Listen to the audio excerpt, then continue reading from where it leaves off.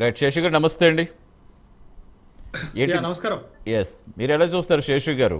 ఇప్పుడు వరకు BJP BRS ఒకటే అని కాంగ్రెస్ పదే పదే విమర్శిస్తోంది. ఆ విమర్శను తప్పించుకునేందుకు ఏమన్నా వ్యూహంలా కనిపిస్తోందా? అసలు ఏంటి ఈ దాడులు ఎలా చూడాలి? అందరికి నమస్కారం అండి. నమస్తే, చెప్పండి. ఇదేదో బీజేపీ, బీఆర్ఎస్, కాంగ్రెస్ ల యొక్క వ్యక్తిగత వ్యవహారాలు సంబంధించింది కాదు. మ్మ్. ఓ రాష్ట్రము, దాని భవిష్యత్తు, దాని అభివృద్ధి, దాని సంక్షేమానికి సంబంధించినటువంటి ముడిపడి ఉన్నటువంటి అంశంగా మనం చూడాలి. ఎస్. ఎందుకంటే రాజకీయాల్లో ఉన్నటువంటి వాళ్ళు బాధ్యతగా ఉండాలా, సంయమనంతో ఉండాలా, ముఖ్యంగా స్వయ నియంత్రణలో ఉండాలా, ప్రజలకు జవాబుదారితనంగా ఉండాలా. ఇవన్నీ లోపించినప్పుడు వాళ్ళు నాయకులు కాదు. మ్మ్. వాళ్ళ వల్ల రాష్ట్రానికి, దేశానికి ఉపయోగం ఉండదు. రాజకీయాల్లో దాడులు అత్యంత దురదృష్టకరం అండి. ఇది చివరి అంశంగా ఉంటది. ఇది రాజకీయాల్లో అత్యంత దురదృష్టకరం అండి. ముఖ్యంగా తెలంగాణ లాంటి రాష్ట్రంలో నేను రాజకీయాల్లో ఇలాంటి దాడులు ఎప్పుడూ చూడలేదండి. ఇటీవల 2 సంఘటనలు చెప్తానండి మీకు. మ్మ్. ఒక సంఘటన గుంటూరులో జరిగింది. అంబటి రాంబాబు నివాసం పైన దాడి జరిగింది.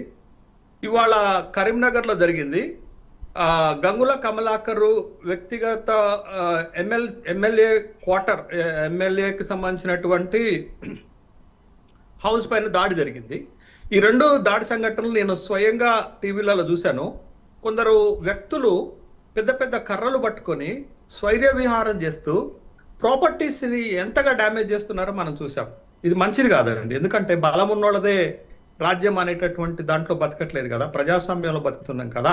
అవతల వాళ్ళు ఎంత రెచ్చగొట్టినప్పటికీ కూడా ఓ నాయకత్వ బాధ్యతలు ఉన్నటువంటి వాళ్ళం. ఇవాళ అక్కడ గుంటూరు సంఘటన చూసినా, ఇక్కడ కరీంనగర్ సంఘటన చూసినా, సామాన్య ప్రజానీకాన్ని ఎవరినన్నా అడగండి, రాష్ట్రంలో అత్యంత భయాందోళనకు గురయ్యారు. అసలు ఏంది ఈ తరహా దాడులు ఏంది? ఈ తరహాగా వ్యక్తులు కర్రలు పట్టుకొని దాడులు చేస్తుంటే ముఖ్యంగా పోలీసులు ఏం చేస్తున్నారు? అసలు పోలీసుల పాత్ర ఏంది? పోలీసులు ఆపటానికి వచ్చారా, లేకపోతే ఈ సంఘటన జరగకుండా చూడటానికి వచ్చారా అనేది 2 సంఘటనలు నాకు చాలా తీవ్రంగా బాధించాయి. ఎందుకంటే అది దాని నేపథ్యం ఏదన్నా ఉండనండి, దాని వెనకాల ఏదన్నా ఉండండి, కానీ పెద్ద పెద్ద కర్రలు పట్టుకొని ఆ స్థాయిలో దాడులు చేస్తుంటే సామాన్య ప్రజానికం ఖచ్చితంగా భయభ్రాంతులకు గురవుతుంది.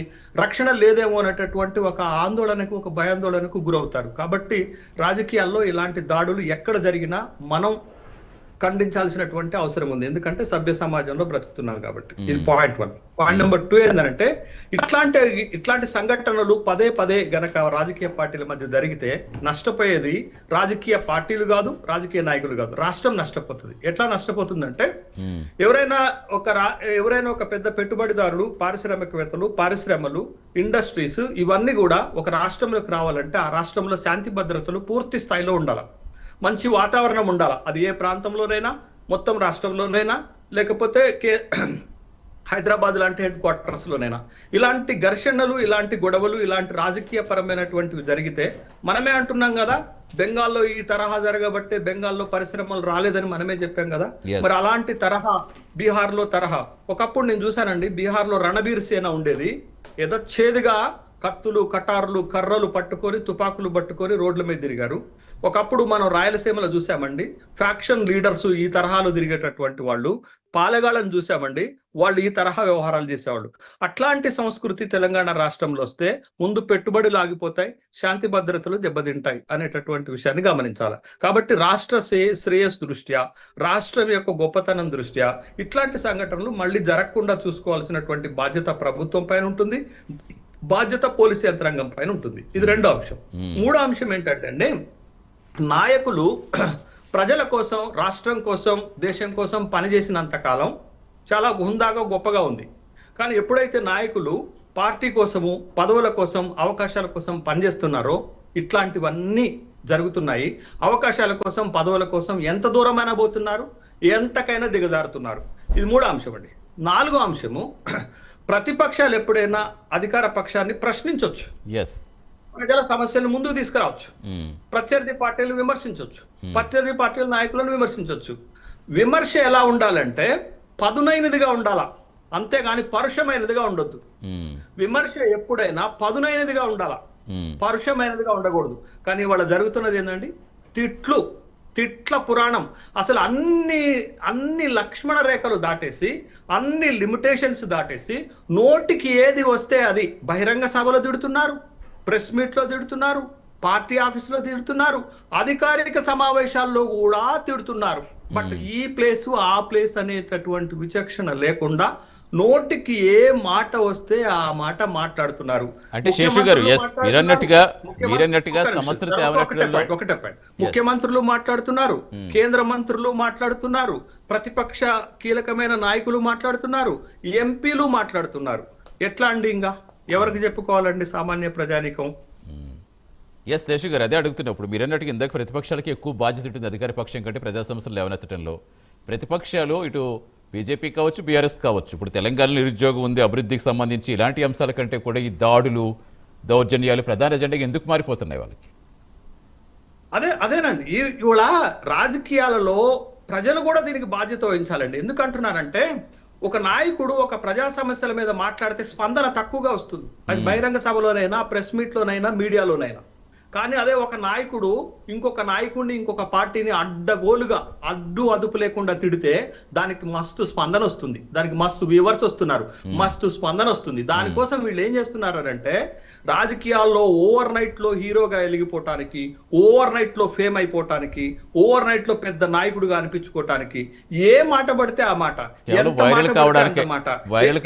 సభ్య సమాజంలో వినొచ్చా వినకూడదా అనేటటువంటి హద్దులు లేకుండా మాట్లాడుతున్నటువంటి సంఘటనలు మనం చూస్తున్నాం.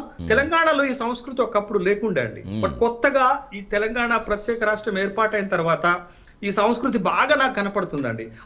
మీకు రెండు ఎగ్జాంపుల్ చెప్తాను సార్. ఒకటి అసలు ప్రతిపక్షము, అధికార పక్షము ఒకప్పుడు ఎలా ఉండేది అనే దానికి ఒక 2 ఉదాహరణలు చెప్తానండి. ఒకటి ఇందిరాగాంధీ, వాజ్పేయి. ఇందిరాగాంధీ బంగ్లాదేశ్ ని విడగొట్టి వస్తున్నప్పుడు ప్రతిపక్ష నేతగా ఉన్నటువంటి వాజ్పేయి ఇందిరాగాంధీని ఎదురెళ్లి తోడుకొని వచ్చి దుర్గామాత, కాళీమాత అని అభివర్ణించాడు.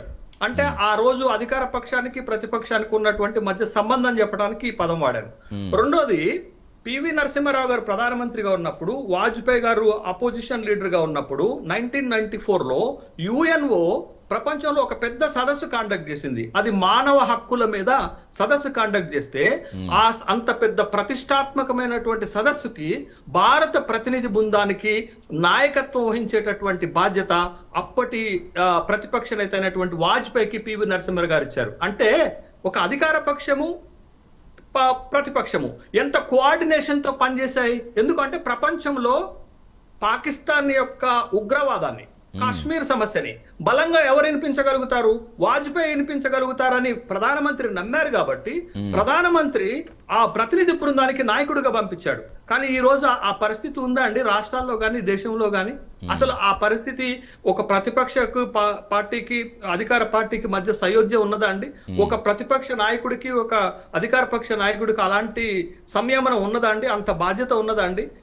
అసలు ఏ మాటలు తిడుతున్నారండి? ఇవాళ ప్రెస్ మీట్ లో కౌశిక్ రెడ్డి మాట్లాడిన మాటలు ఆమోదయోగ్యం కాదు. ఒక కేంద్ర మంత్రి మీద అట్లా మాట్లాడకూడదు. అదేవిధంగా కేంద్ర మంత్రి ప్రెస్ మీట్ పెట్టి కేటీఆర్ గురించి అట్లా మాట్లాడరాదు. కేటీఆర్ వరంగల్లో జరిగినటువంటి రైతు సంగ్రామ సదస్సులో ముఖ్యమంత్రి మీద అట్లా మాట్లాడరాదు. ముఖ్యమంత్రి కూడా అనేక సందర్భాల్లో బహిరంగ సభల్లో కూడా అనేక రకాలైనటువంటి మాటలు అట్లా మాట్లాడరాదు. కానీ అందరూ కూడా ఎవరు అంటే అందరూ దీనికి బాధ్యత వహించాలి. ఓ నాయకుడు అనేవాడు ప్రజలకు ఆదర్శంగా ఉండాలా. ఓ నాయకుడు అనేవాడు ప్రజల సమస్యలను పక్కాగా అడ్రస్ చేయాలా. ఓ నాయకుడు అనేవాడు బాధ్యతాయుతమైనటువంటి మాటలు మాట్లాడాలా. ఓ నాయకుడు అనేవాడు ఎంత సంయమనం పాటిస్తే అంత గొప్ప లీడర్ గా ఎదుగుతారు.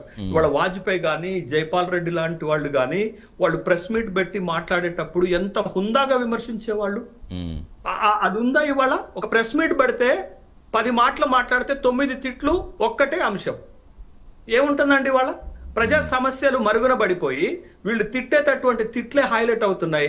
దాంతో ప్రజా సమస్యలు ఏవి కూడా చర్చలోకి రావట్లేదు. ఈవెన్ శాసనసభ సమావేశాలకు కూడా అతీతం కాదండి. ప్రెస్ మీట్లే కాదు, శాసనసభ సమావేశాలు, ప్రెస్ మీట్లు, వేదిక ఏదైనా, సందర్భం ఏదైనా, వీళ్ళకి నచ్చింది ఒకటే, ఇతర పార్టీల నాయకులను తిట్టటం. ఆ తిట్ల ద్వారా ఒక గొప్ప నాయకుడిగా ఎదగాలనేటటువంటి ప్రయత్నం జరగదు. దాని మీదే కంటిన్యూ చేద్దాం. మళ్ళీ మీ దగ్గరికి వస్తాను. శేషి గారు, దత్తాత్రేయ గారు జాయిన్ అయ్యారు, బీఆర్ఎస్ నాయకులు మనకి స్టూడియో నుంచి. నమస్తే దత్తాత్రేయ గారు.